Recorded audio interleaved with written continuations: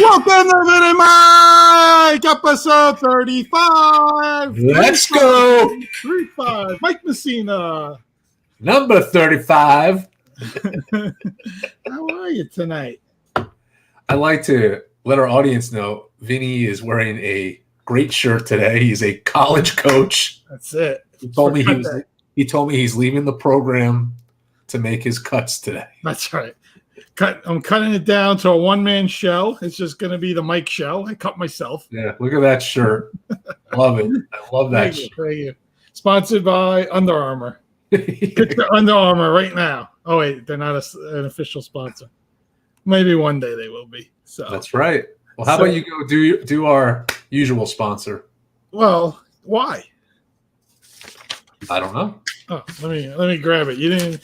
I wasn't ready for that. I wanted to say Vin and Mike's brought to you by, KKFI. We're on TPPN.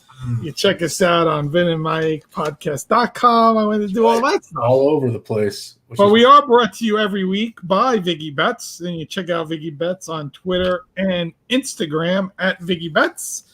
And as we get closer to football season, especially college football just started this weekend, so he has a lot of good college picks, and he still has his baseball picks, and his NFL stuff is coming. Right now, for $9.99 a month, you get his VIP memberships, and for $99.99 for the year, you get 2 days of a free trial, and then you get the whole VIP membership starting the time you sign up. And it's probably it's up to you how, like I said, it's up to everyone how they do it. He also has a $5.99 a week promo, but like I said, for me, it's the $9.99 a month. You get in, you get 30 days, you get some good picks, you play them out, you see how it plays for a month, you dabble with that initial $10 and see what happens. You might be able to double your money, pay for your membership and everything within a month, and then after you can make a choice after that. But he's always in the positive. He's doing well, and things are good over there at Viggy Bets. So. Yeah, if you could win more than 50%, you're a winner, and he does. He is a winner in my book. Yeah, he's doing really well. Happy to have him. He's known for a long time. Filled in for you a couple of weeks ago. He's been our Steve Martin of Saturday Night Live here on Vin and Mike. He's been with us 3 times already. That's right. Most guest appearances. Most guest appearances, just like Steve Martin on Saturday Night Live. I don't know if he's still the number one most guest appearance or most hosted, but that's the way it used to be back in the day. But yeah. Mike, I figure let's start. We'll come to football later. After the DraftKings promotion, which we have a pretty good promotion for everybody, which we'll read halfway through like we usually do. But let's start with Aaron Judge, and I think I'd like to start specifically with Aaron Judge and the historic year that he's starting to put together here. We're not in September yet. Last night he hit number 50. He's driven in 110 RBI. We just saw the stat that came across to both of us today, in that he is one of only 2 players in their first 7 years to hit 50 home runs and 110 RBI. The other, Ralph Kiner, Hall of Famer Ralph Kiner, who did it in 1947 and 1949. So that puts him in some tremendous historical category. We've talked about, him at length with betting on himself and all that. It's all done now, right? He's batting 294, 50, 110. It doesn't matter if he gets another hit the rest of the year. At this point, it doesn't even matter because he's already bet and won. And I just want to get some of your thoughts on Aaron Judge. Yeah, I mean it's quite the accomplishment. I was actually doing some reading today. I mean, think about this, Vin. In baseball, there's been over 22,000 people that have played in it. He's only the 10th player who's ever reached 50 homers in a season twice. I mean, that's just incredible. And now he's in a company with Babe Ruth, Ken Griffey Jr., Mantle, Willie Mays. I mean, just Mark McGwire, Sammy Sosa, Alex Rodriguez. I mean, just absolutely incredible. The problem is his team right now is losing. And since the All-Star break, it's just it's not been good for the Yankees. And we'll get into that in more detail, but I think it's kind of being underlooked because of what the Yankees are doing. Because again, as we always talked about, that one person, and he's made a tremendous difference in the team, lifting them up, having those home runs, having something to talk about.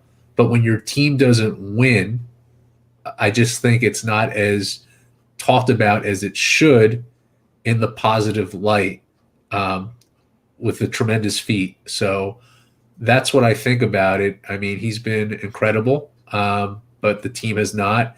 And I know it's funny because I just think about what Shaq said once, that you could have a great player, but if your team's not winning championships, it's overlooked. And that's exactly what's going on here.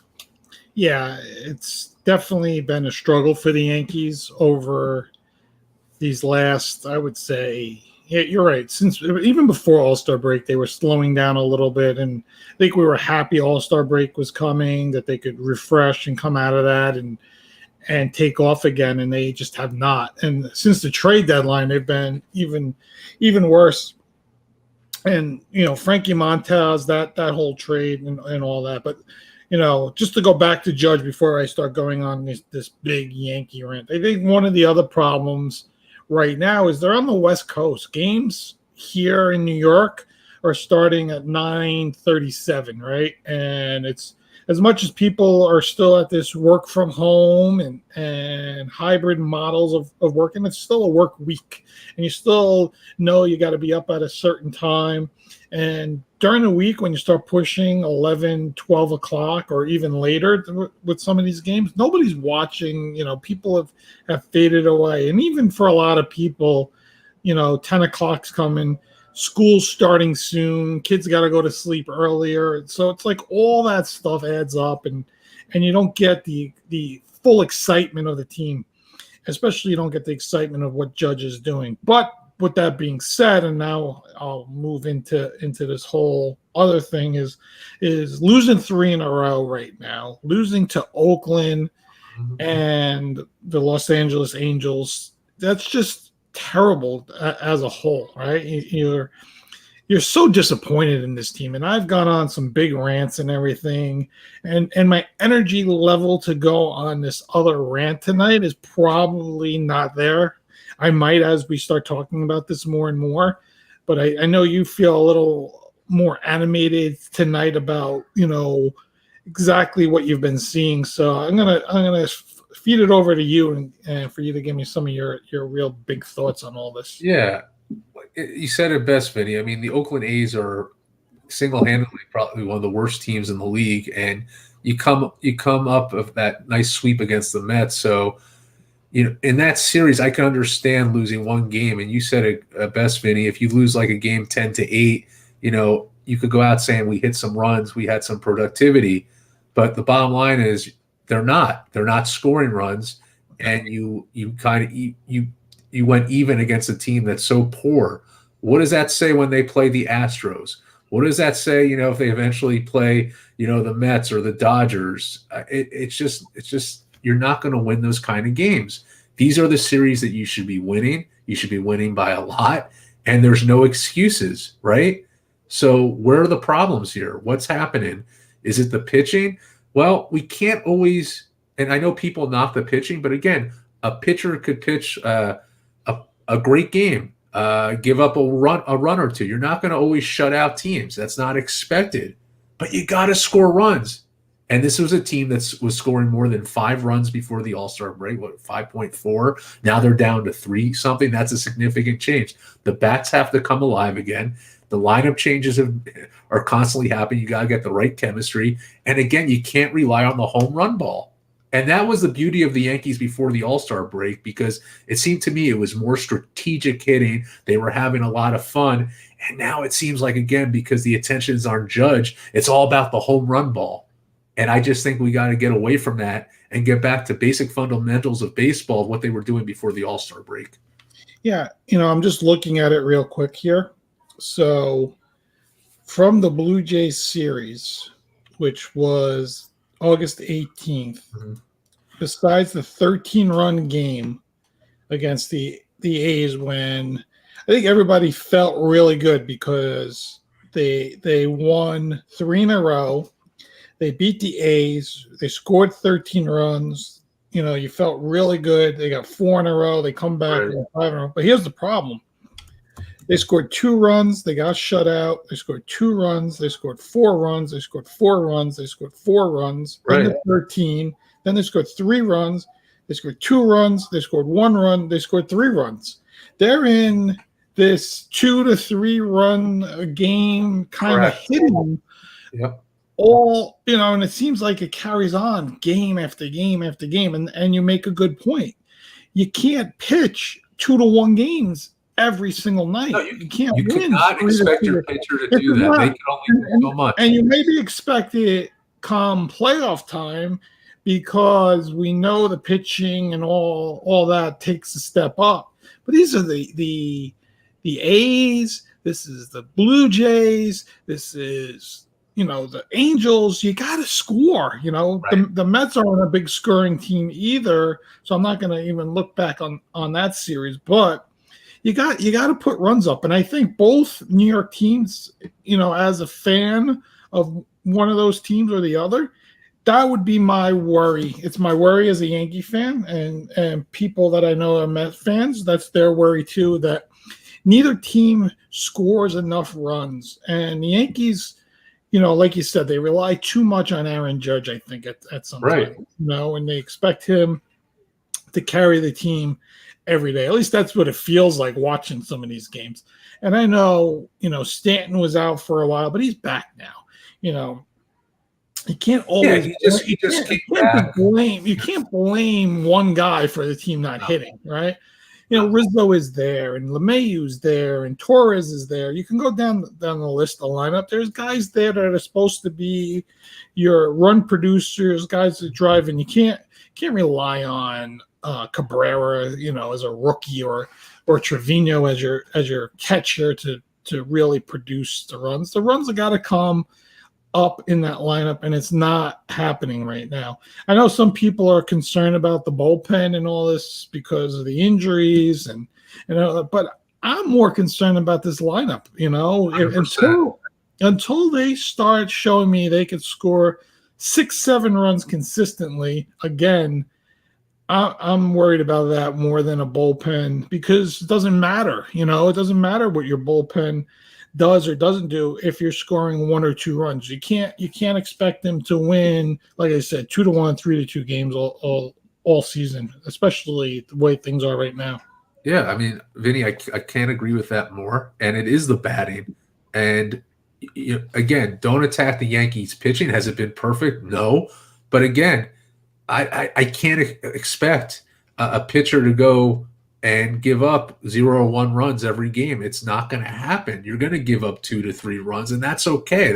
It's not that that's not acceptable. But you're right. This team was scoring more than 5 runs a game. They had things going.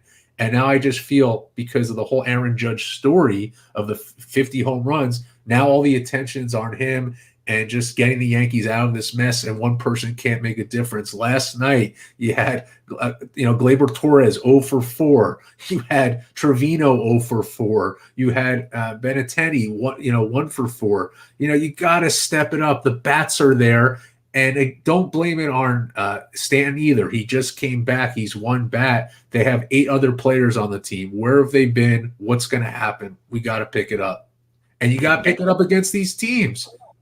Yeah, and the other night you had it against Oakland. I think they got 1 hit in one of the games. They were getting no hit in 5 innings on multiple games, so that there was a lot of non-hitting going on in the last 3 games here, and they really need to figure that out and be much more consistent, because at this point, I don't even have a warm and fuzzy that they're going to play Houston at this point, that they won't even make it to that part of the season. So that's my real big concern, is that this team is falling off, and they're falling off really hard and really quick. And, they're still, again, they had such a huge lead to start, and it continues to be there, but it can close really quick, especially they're playing Tampa a bunch still. Correct. They still got a lot of games, so well, you're right. You really need to get rolling here. Well, the thing was, as you said it, the AL East has been really, all those teams have been playing 500 ball, right? That's why there hasn't been a lot of, they haven't really made a lot of ground on the Yankees, and the Yankees are lucky, especially the way they've played since the All-Star game. These teams could be easily, 3 to 5 games out if they played, good baseball, right? So the Yankees are lucky in that sense. But Vinny, you said it to me earlier today. The Yankees are in first place. Okay, they're in first place. Are they playing like a first place team? They are definitely not.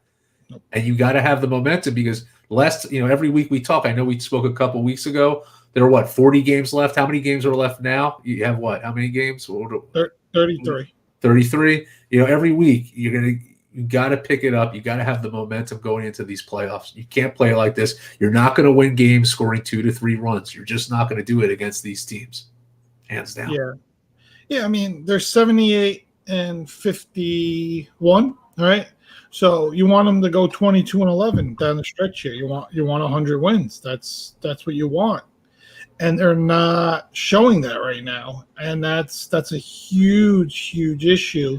Like I said, you got to have that momentum going into October. If you don't have it, it's not going to work. It's just not going to work.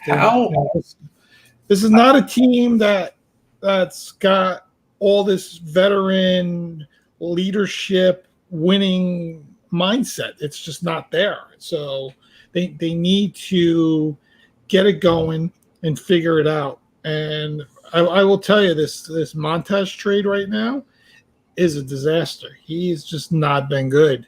And, he still has time to turn it around. We know pitchers could go through these ebbs and flows, but we need him to start picking it up. He needs to pitch better in these situations. He can't get behind. He can't do what he's doing. We need him to be better. Again, he wasn't terrible last night, but again, it's the Angels, who are one of the worst hitting teams in baseball. Right. He wasn't terrible, but they're not a good hitting team. The other thing, we just need them to come through. When he pitched against the Mets, even, they did win, but it was shaky. Yeah. They got out some jams that he was very lucky to do so, but again, you can't be doing that, right? Yeah. Now, my question to you is, the Matt Carpenter injury, how impactful do you think that has been for this team? Because it seems like that has really hurt them, although he's one player. It seemed like they had more, a better, I don't know, when he was there, it just seemed a lot different.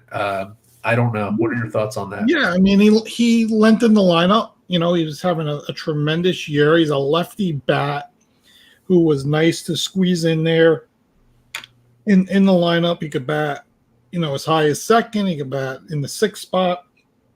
He lengthened the whole lineup. He's having a very, very good year.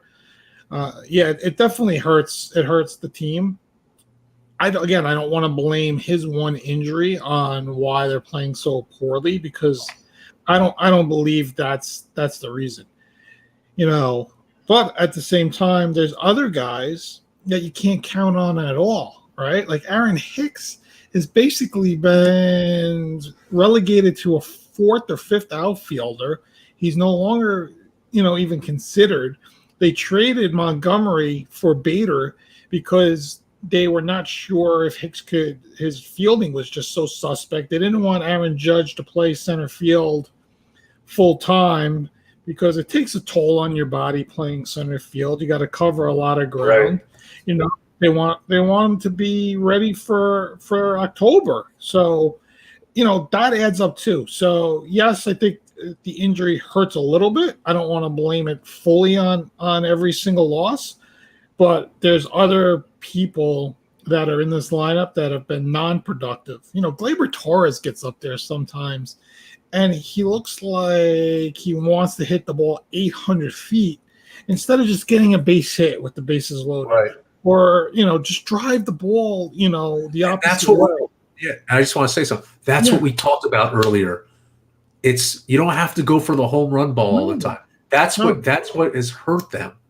it's getting back, and I hate to compare them to the Mets, but I am in this case because I really like the way the Mets play and the way that, it's just like very strategic. They're not going for the home run. They're getting singles and doubles, and they're just, I don't know, you see the sacrifice bunts, and they're just doing really cool stuff over there. They're a very exciting team to watch, and I just feel like with the Yankees, again, it's just, you're right. I just feel like they're trying to hit it 800 feet. They're trying to hit the home run ball all the time, and more times than none, they're swinging. They're striking out, or just lining out. I don't know. Yeah, I think just more situational hitting, right? I think that's right. What they got to think about, right? They got to know the situation they're in, where they're at, and try to produce in those situations. Sometimes you want Aaron Judge always swinging for the fence, right? Right. That's what he's built for. That's what you want. That's what you want Stanton to do. But you want some of these other guys to step up and do better in certain situations and just be able to make contact and drive the ball and do those things. And I think that's what's most important, that we see moving forward. So that's what I'm hoping for. Yeah. And then across town, we'll talk about the Mets real quick. In that, are there concerns with Scherzer and DeGrom over this last month? Right? Again, you worry about their health. You worry about, are they going to be able to stay healthy? There were some concerns that DeGrom needed the extra day he didn't pitch against the Yankees. He needed the extra day because he needed a little more rest, or Buck's just giving him more rest. Scherzer wasn't at his top form in certain games. So, that's the big question, I think, right now. I don't think it's something to take lightly either. I think sometimes you're like, it's just one game. I think because of the injury history, Scherzer's age, I think you worry about that. What do you think? I just want to comment on that. So I think the Yankees and Mets have opposite problems. I think the Yankees, we discussed, is the hitting. And I don't want to say the word problem for the Mets, but I think it's more of, how do you handle this? And I think you said it best, Vinny, getting the proper rest in the proper rotation. Both these guys have been studs. Yeah.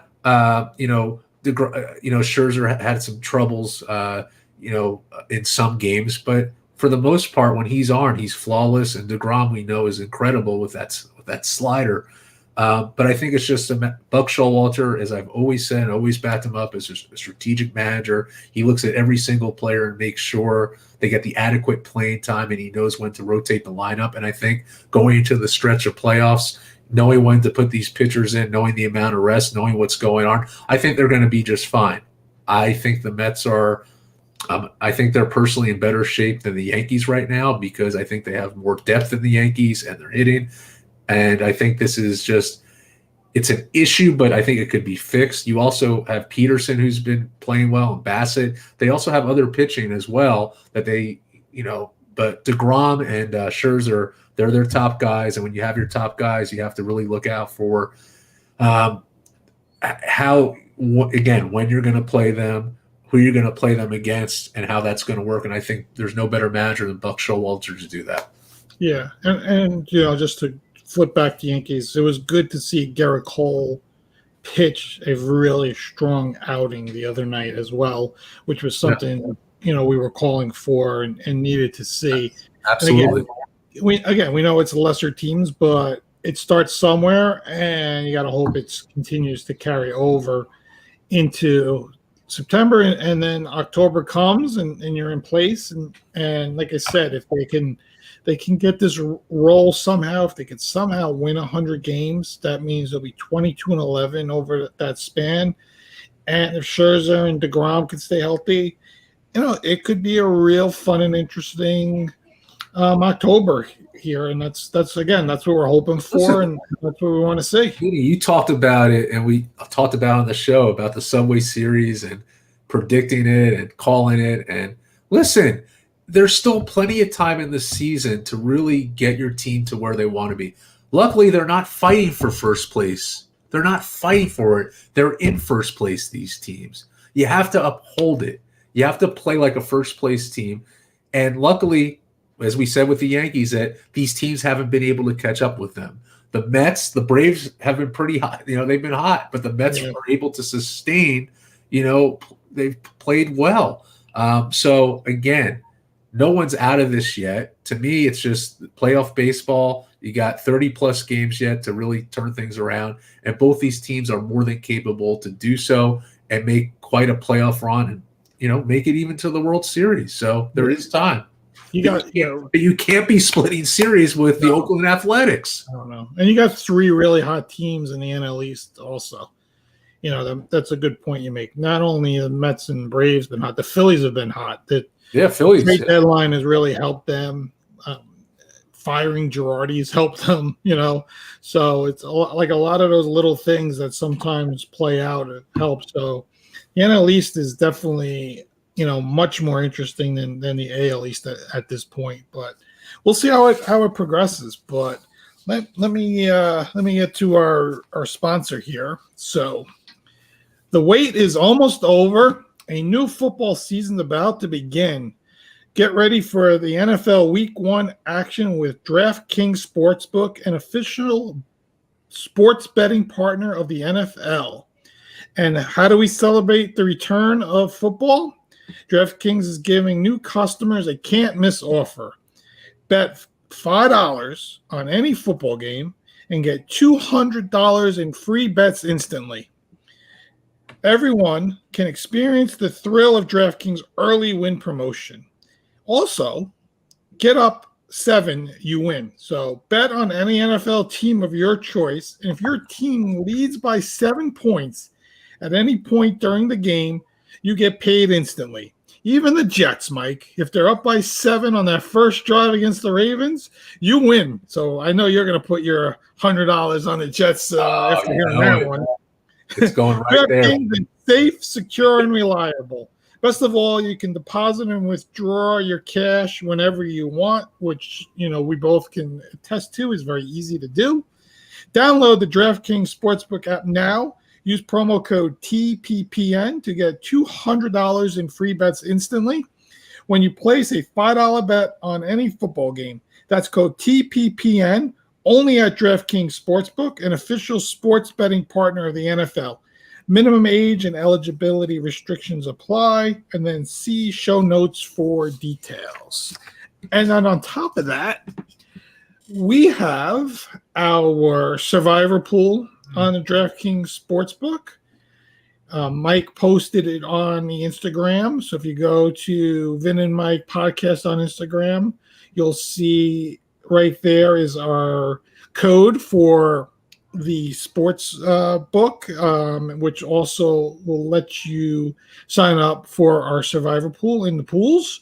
We also have our fantasy football league on DraftKings, so you can search that out on the DraftKings fantasy app and play fantasy football with us all season as well. So a lot of fun stuff there on DraftKings for us. We're just excited. We were excited when DraftKings became a sponsor because we've been using it for so long, on the fantasy side. I know New Jersey's had the sports book a lot longer than New York, and Mike's been using it in New Jersey for a while. And this is the first NFL season that it's available in New York. So I know everyone here in New York's really excited to play some week 1 NFL bets. And, that code TPPN gives you, get you right in, gets the $5, a $5 bet. You get 200 free bets, $200 in free bets. It's just awesome to see. So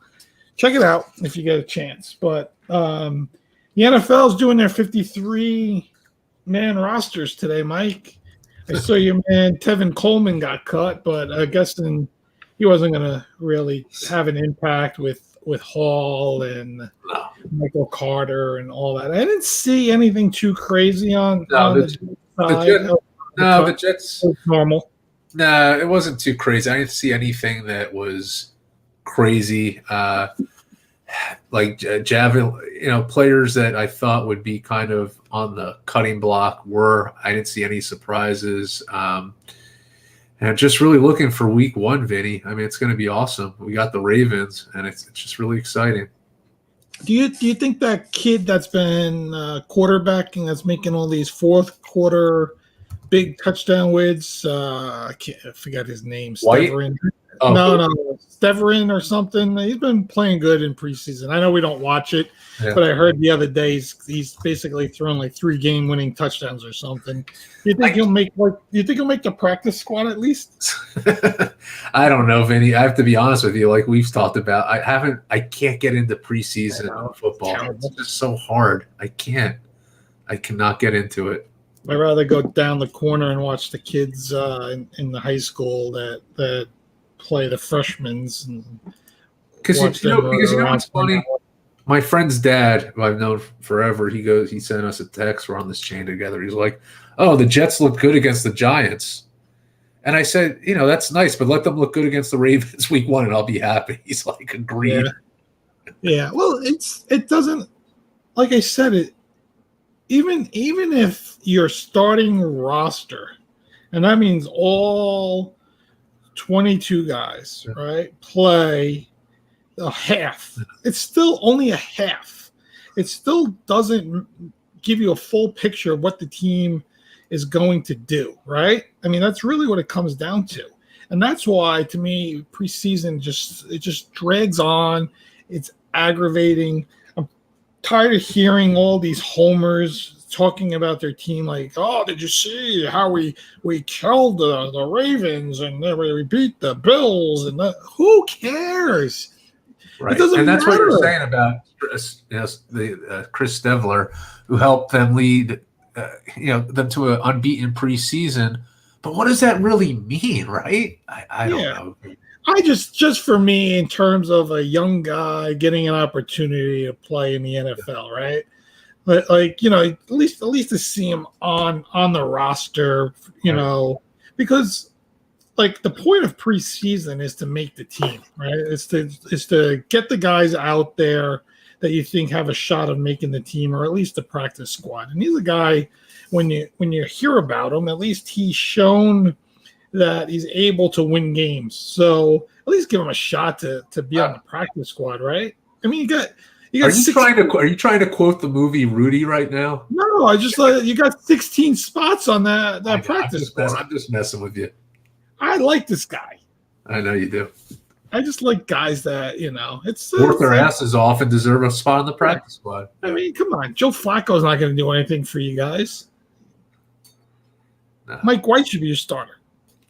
I would, even though we're playing the Ravens and everyone's like, oh, his old team. I would like to see Mike White start that game, believe it or not. Yeah, I know. I just dropped something. Hold on. Okay. He's back. Yeah. Okay. I didn't drop myself. I'm good. I don't know. I look at the Jets, and we know Zach is the guy, and really young offense, and I think a defense that's going to keep you in games all season. I think the defense is a lot better than people think it is. You just hope the offense can stay out there long enough so they're not on the field 35, 40 minutes a game and get. Well, that's the difference with this Jets team this year. I will tell you this: what I'm excited about is that in the previous years, the offensive line has been piss poor, and this draft has been, to me, one of the best drafts that the Jets have had in a long time. And you put players around Zach now that they could be effective and give him time to throw the ball. And like you said, Vinny, not giving defense some rest, hopefully. That's what we're really hoping for. The thing that I was thinking about, and this may sound crazy, is, Zach's going to be out the first 2 games most likely. And let's just say like Joe Flacco is the starter, or Mike White, whoever you want. And they have 2 incredible games, right? And they have momentum, and they're winning, and they're just like, wow. You think there's any chance, and maybe this is not far-fetched, that Adam Saleh, he's like, you know what? We're 2-0. Let's just keep what we have right now and not screw it up. Do you think that's any possibility, or am I crazy? You're crazy. Okay. I thought so. I just wanted to mention it. Yeah, no, that's not going to happen. Zach is the quarterback. Once Zach is ready, he's back, and that's it. Yeah. They're not gonna fool around. Joe Flacco all season. No, it's not gonna happen. No, not gonna happen. Joe Flacco is a shell of himself from his Super Bowl run. I was surprised that he was still on the roster when training camp started. I thought they would definitely go with Mike White as the primary backup and move along, but because he's a veteran guy. If he's the thing you want with Flacco. Let's just say Zach is out for week 1 and week 2.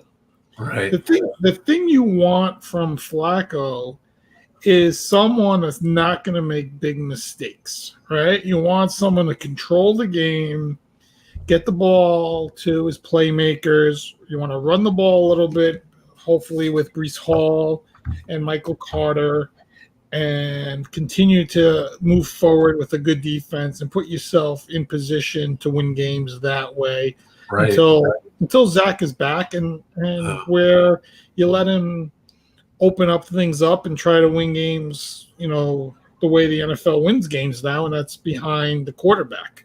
Yeah. That's the important thing moving forward for the Jets is that when you look at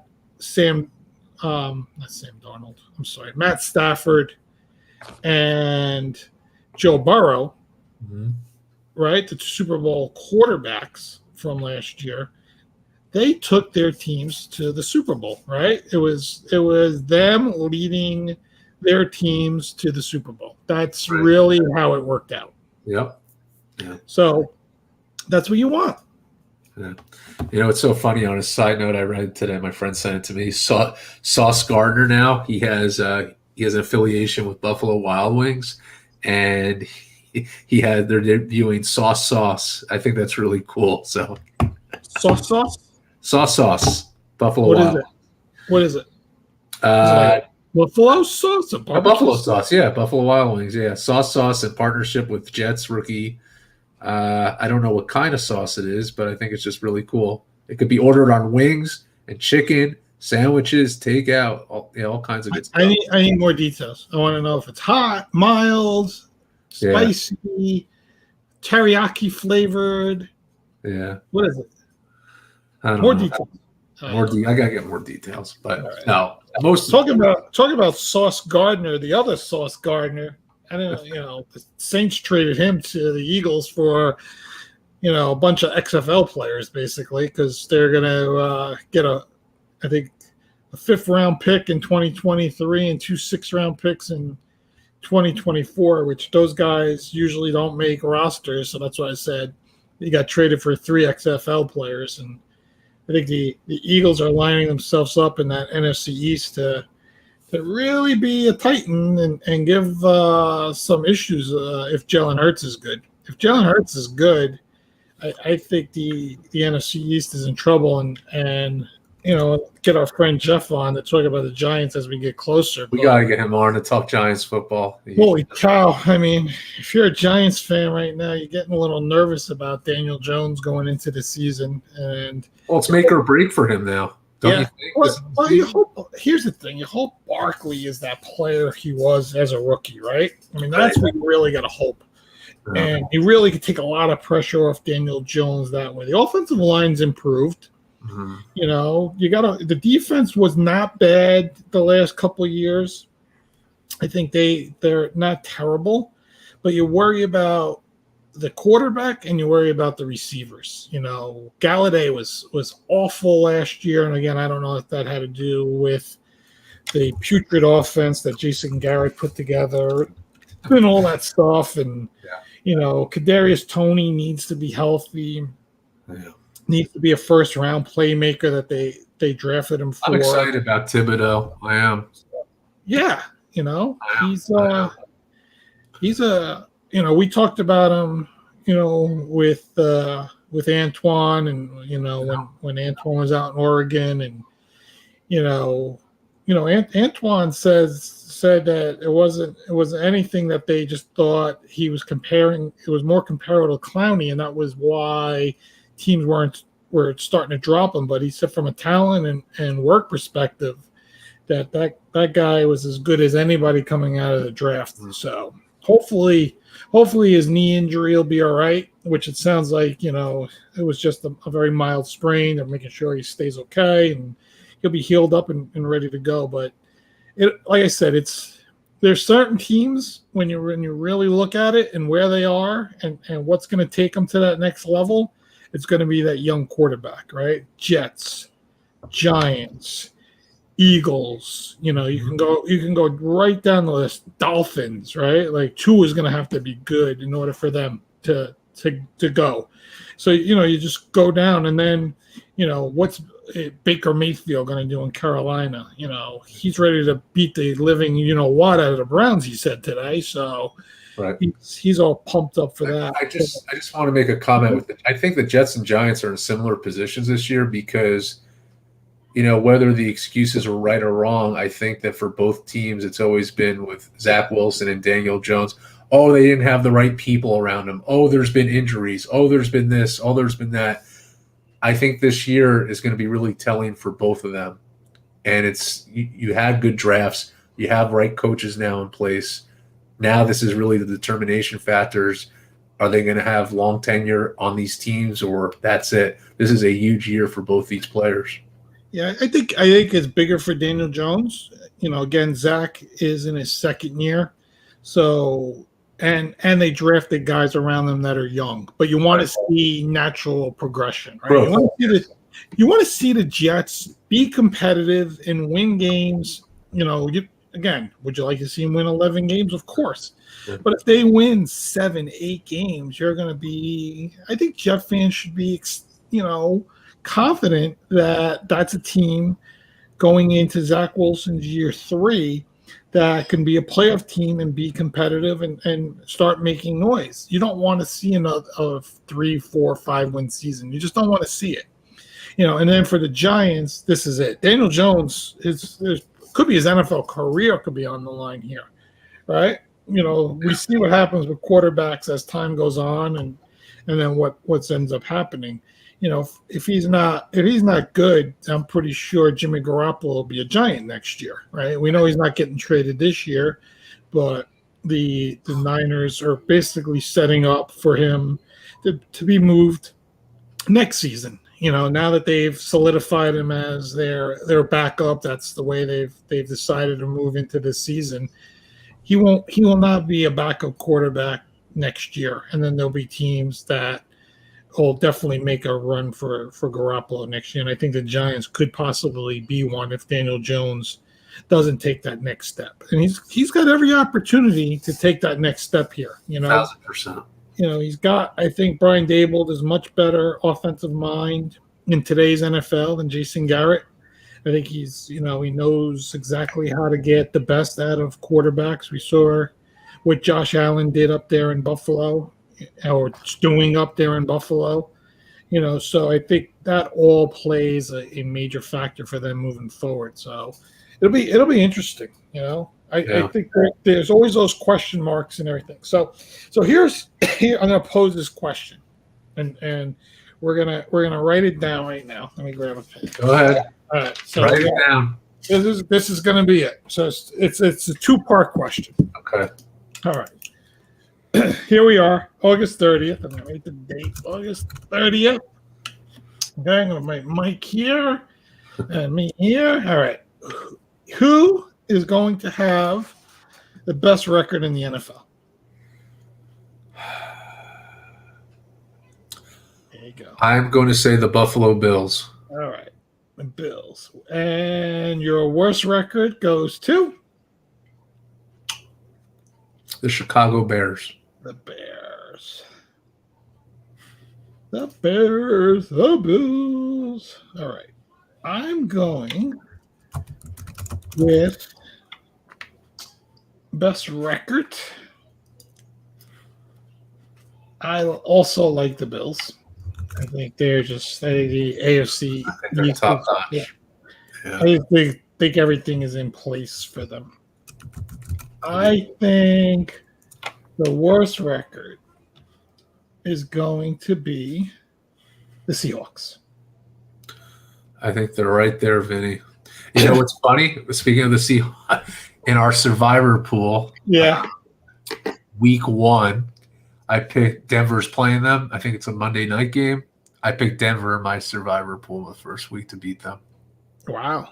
I forgot who I chose. Yeah. Let me see if I can look it up. I don't remember. I really have no idea. I don't know if we should be telling people this either. Is it I don't think it matters. People are going to do what they want. Yeah, it's only week 1 anyway. Week 1's one of the hardest weeks to bet. It's the hardest. The hardest because there's no trends. You're trending off of last year. That's right. Which is hard to trend off of because teams have changed, coaches have changed, things have changed. Yeah. Everybody's changed. Mike Diener's changed. Oh, I've changed. I see you changed that shirt that you're wearing now. I'm still wearing my coach shirt. Coach. Let's see. Oh, I took the Titans over the Giants. Oh, yeah, Jeff's not going to come on now.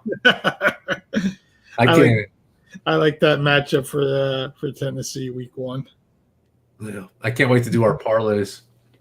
Yeah, so before we move into a few other topics real quick, me and Mike have been talking about it, and we'll finalize it for the audience in a couple of weeks here. Well, probably next week or the week after. Week, we're gonna have to. Yeah, so we're gonna do a show. We'll figure out the days and whatever, but it'll definitely be before Sunday, where we're going to do our picks of the week, and we're going to track our records and give you everybody our picks. And with our picks, I think we'll be obligated ourselves to put bets into the sports book. We don't have to bet $100 a game, but we have to bet at least something to be obligated to who we picked. And then we can parlay it as well if we want to do that. We could do like best parlay. We'll figure it out, but we're gonna have that for everybody. Quick little 20-30 minute show, just to go over picks and what we're seeing, and then make fun of each other when I'm 0-10 and he's 10-0 or something like that. Oh, I hope that. I do hope that happens.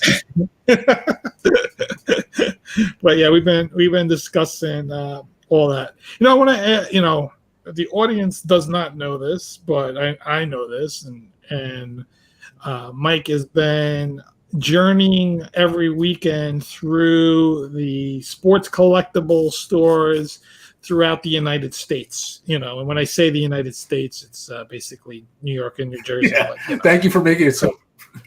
It was Rhode Island. It was Rhode Island as well. So we could say United States. Yeah, East Coast. Maybe we'll go to Pennsylvania this weekend. Yeah. So tell the audience a little bit about your card collecting, what you're looking at, what you're getting. Yeah, no, it came about because we had Artie on the show a while ago talking about card collecting, and I see the kind of stuff that he did. And I collected baseball cards when I was a kid. And basically, when my dad moved out of the house, as we cleaned it out, I found the baseball card set that he had given me. And I found a couple of cards. I was going through things recently, and it just inspired me to get back into it. And it's just amazing what goes into it, Vinny, because the grading of the cards, the types of cards, it's just a huge process, but just been having so much fun with it.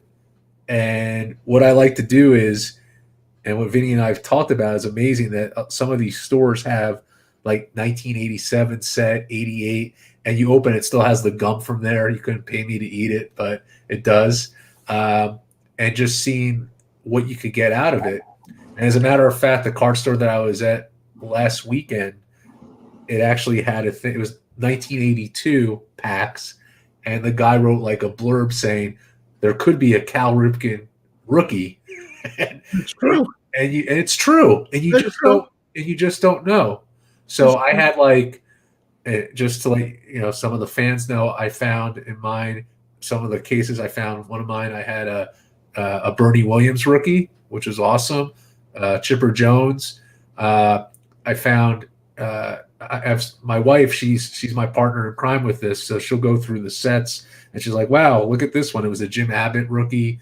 And some of them are in the $2 sets, but you just keep them. They're cool. For me, it's more fun just seeing, wow, these are the players that I grew up with and their cards. I found some really bad Yankees teams. I showed Vinny the other day, like I think it was the '89 Yankees. It had, but it had some good players at, Dave Winfield and Ricky Henderson. Sure.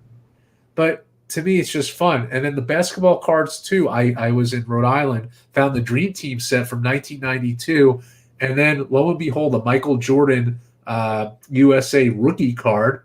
And you look at the value, you're like, wow, I paid what, $3 for this pack, and this card's worth X. I mean, it's fun. So yeah, and it was cool being in that store recently. Is you have people of all ages. He actually said the guys owned it for like 41 years. He goes, my biggest clients are people 25 to 45 years old. That's the base right now, and people are really, it's coming back a lot because I guess someone had found a Mickey Mantle card that paid out $11.4 million recently.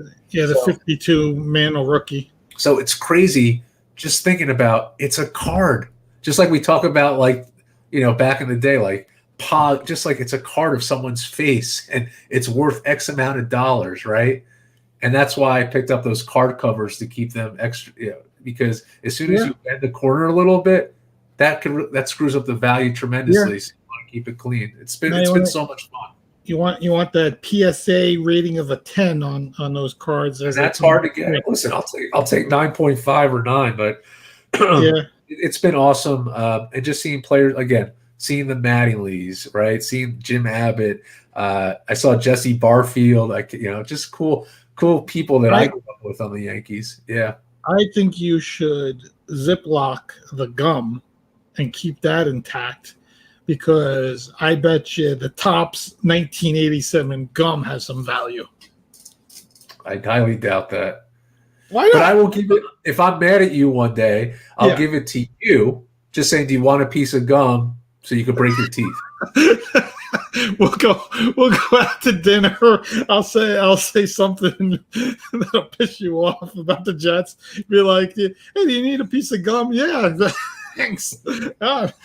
Emergency dentist visit. It's crazy. It was awesome. Tom wrote that thing on our Instagram, because one of the packs said, win a trip to like the '87 spring training. He's like, yeah, TD with you.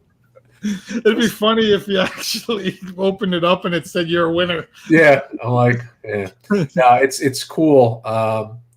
And then I saw like bobbleheads in this store, like a Keith Hernandez bobblehead. I mean, they have some really cool stuff. Like the 1978 Yankee team. It was actually from Burger King, Vinny. They had like a team picture, and Burger King put it out. Like Burger King used to give that kind of stuff out. Really, really cool stuff. That's really interesting. Yeah, that's very cool. Very cool to hear everything about it. And you know what? Time to time, I'll tell you what, on our Instagram, I'll post the kind of stuff that I'm getting, and yeah, I think people would really appreciate that. So yeah, we're doing a lot of cool things, that we try to share with the audience, what that's sports related and little non-traditional. I had fun the other night on Sunday night. Ah, yes. I drafted on my ESPN league and just really gave an analysis of my draft as I went through, and my thought process and what I was seeing that was going on. The interesting thing about it was just sitting there and talking by yourself for such a long period of time, but then realizing as you're doing it, there's things that pop in your head that you want to show people and scroll through and give thought processes. And I'm glad the draft did not go longer than an hour and 15 minutes like it did, because I was tired after, because all you're doing is just blah, blah, blah, blah, blah, blah, blah, blah, blah. And, but I think it gave some people a good perspective on a 12-team draft. I had a few people reach out to me and thank me that, for just giving some insight and seeing how a 12-team competitive league went, who got drafted where and how, what the thought processes were for me, going through it. So it's up on our YouTube for anybody that still hasn't had a fantasy draft that, maybe wants to just look at how a draft went and some of my thoughts about it, and I could just tell people I've been doing fantasy football for 28 years. So think about how far it's come, because when you started doing it, there were no, they didn't have this computer thing that shuffled everything. It was all paper, right? It was just crazy. We first of all, every draft would have to be in someone's backyard or a living room or a garage, and you would able to order boards that had stickers, right? There was a company that you were able to order boards and stickers from. So you get a draft board and you get stickers, and they give you some blank stickers for guys that you maybe wanted to draft that weren't, part of, the whole cycle. And everyone had 3 or 4 magazines, right? Because there was no internet. There was nowhere to go to get information except for magazines. And you would go through magazines. Sure. And then you would just sit there and as you would pick somebody, you'd walk up to that board, you'd rip off your sticker and throw it up under your name, and when I looked back I'll never forget, we would take a picture of the board every year. And back then, again, cell phones didn't really have cameras. If you had a cell phone, all this stuff. But we'd always look at the photo either at the next year's draft or the end of the year and be like, damn, what a terrible draft I had. Why would I pick this guy? Yeah. And all that. So, it's still something I do every year. When after I know to our audience how passionate Vinny is about this. It's something that he loves. You should check out that YouTube video.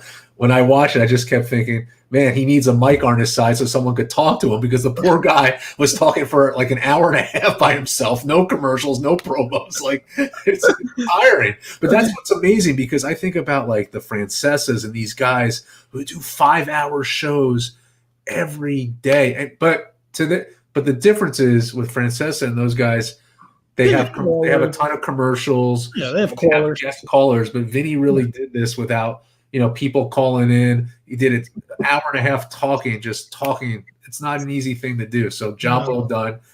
People should check it out. And I think it's good for whatever level you're at, beginners, intermediate, advanced. You really get some good knowledge around the draft and what Vinny was really thinking about his pick. So definitely check that out for sure. Yeah. You good? I'm good now. Okay.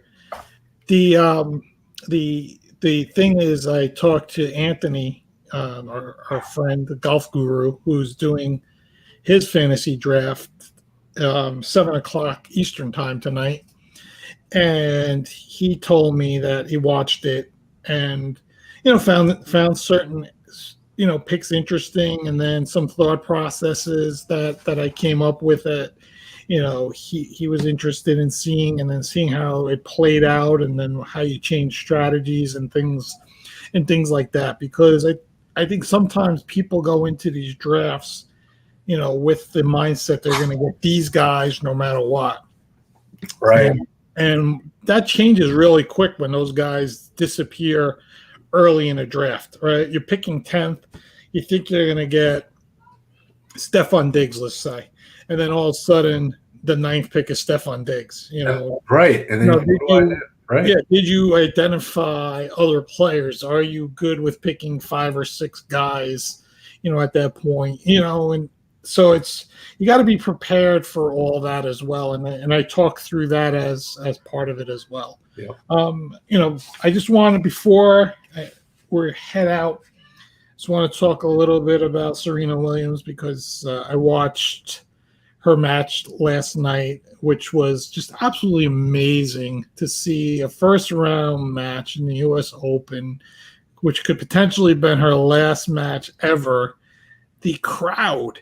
And energy. it was like watching like a finals of a major, like any major sporting event. That's what it was like. And the celebrities, I laughed multiple times. You had Martina Navratilova sitting next to Mike Tyson, right? What a matchup that was. And then the best one of all time, the greatest one that you'll ever see. Bill Clinton is there, right? And who's sitting next to Bill Clinton? Dr. Ruth. Oh man! Wait, time out. You imagine like the memes that are going to come out with that?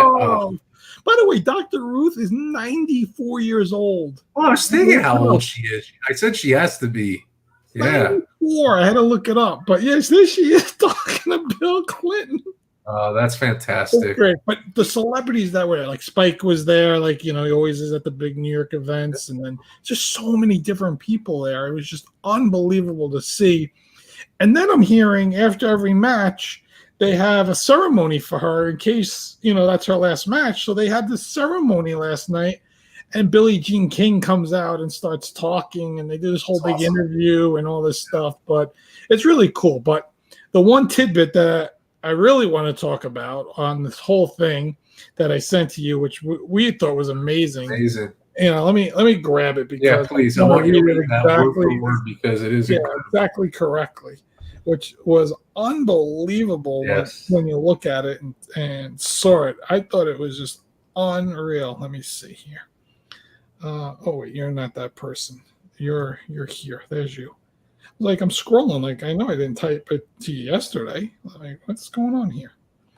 All right. So where did I send it to you? Did I send it to you and Matt? You did send it to Matt and I. Oh, yes. That was it. Okay, here it is. All right. So August 29th, 2001, Serena Williams wins at US Open. Albert Pujols hits a home run. Vladimir Guerrero Sr., Craig Biggio, and Dante Bichette all record a hit. Here we are 21 years later, August 29th, 2022. Serena Williams wins at U.S. Open. Albert Pujols hits a home run. Vlad Jr., Kevin Biggio, and Bo Bichette all record a hit. I mean, there's things. I don't think that's cool. I don't think that's coincidence. There's things in sports that are just unbelievable. Like my dad used to say, you could watch a sporting event and something will happen for the first time you'll never see in your life. Like you could watch 5,000 baseball games, and for some reason, watching that 5,000th and first game, you'll just see something you never saw. That just hearing that in a 21-year time span is just unbelievable. There's no other word for it. It's absolutely incredible. The parallel. And then just to say the greatness of Serena Williams and Albert Pujols. And I think as the season ends, I think we'll probably just do a little retrospective on Pujols because I think it's just fair to do. Oh, absolutely. It's just unbelievable that just timeliness of just greatness, just amazing to see, and just really something I just wanted the audience to hear and know about it. It's just amazing. So I think that's it, Mike. Right? Anything else? No, another great show. Was this episode 35 already? 35. Yeah, 35. Yeah, I just want to thank everybody who listens to us. It's really nice.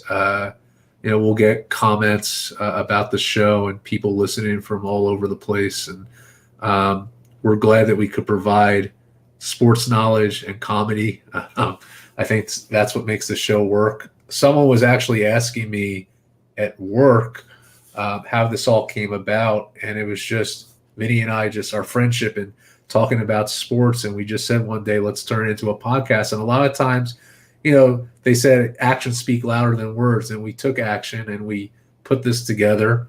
And here we are 6-7 months later with sponsors, with, our social media up, and you can listen to us from pretty much anywhere, and all the guests that we have. And I don't know. It's just been a lot of fun. And now we're really moving into the prime of it, because when we started this podcast, it was NFL playoffs, and it was probably the most exciting NFL playoffs there's ever been. So we really started out on a high note, and now we get to really cover a full season of football, which is going to be awesome. As Vinny said, we're going to do those kind of abbreviated shows for our picks, and I think people will really enjoy that, to follow us. And yeah, don't forget to join our Survivor League. It's on Instagram, so check that out. We'll send it out again. But just thanks everybody. It's been fun. Looking forward to a great season.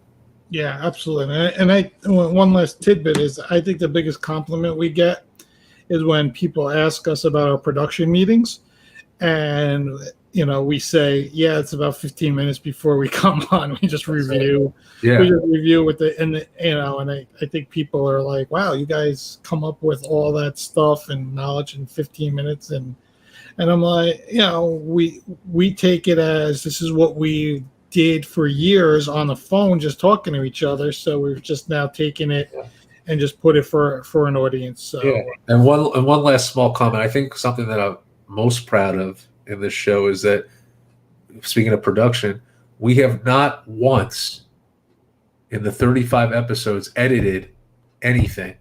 Nope. Nothing's been edited. So everything is done just like what you're seeing right now. We go through it. And obviously the first couple episodes, we joke about that things were a little slower, things weren't on point. But as you start doing this more and more, things just come naturally. So that's what this is. So that's something we're really proud of. So yeah, absolutely. And with all that, have a good night, Mike. Good night, Vinny. See you next time.